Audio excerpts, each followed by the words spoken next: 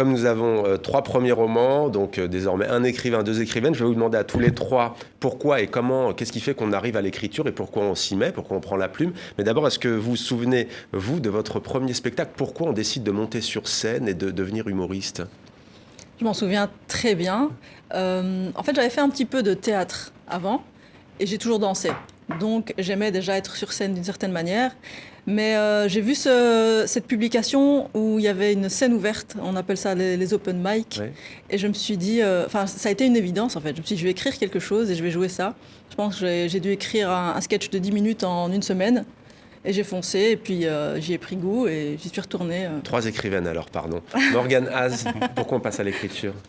Pour moi, l'écriture, c'est très cathartique, en fait. Ça a toujours été comme une urgence, en fait, quand je vivais quelque chose et que j'arrivais pas forcément à l'assimiler, à le comprendre, à le digérer. J'avais besoin de passer par l'écriture, et en fait, ça m'a jamais quittée.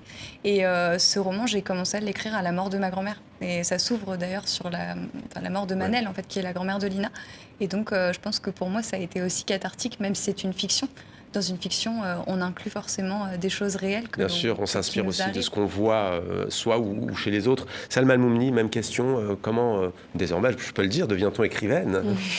J'avais commencé à écrire par bribes des extraits de la vie d'Alia. Et puis petit à petit, le personnage s'est développé. Et j'avais envie, en fait, de laisser une adolescente marocaine s'exprimer, voir ce que ça donnait. Voilà. En tout cas, c'est réussi. On vous le dit. Éric Chacour. Quand on se rend compte qu'on ne sait pas faire autre chose, je pense que c'est pas un choix de dépit non plus, mais moi, quand j'étais gamin, j'avais envie d'écrire des chansons, c'était ça qui me faisait rêver.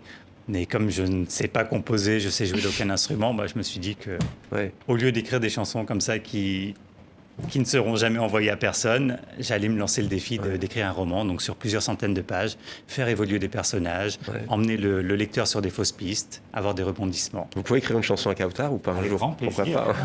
Parce que j'ai même noté que coach, écrivaine, un petit peu quand même. Autrice, en tout cas, des spectacles. Autrice, humoriste et donc chanteuse.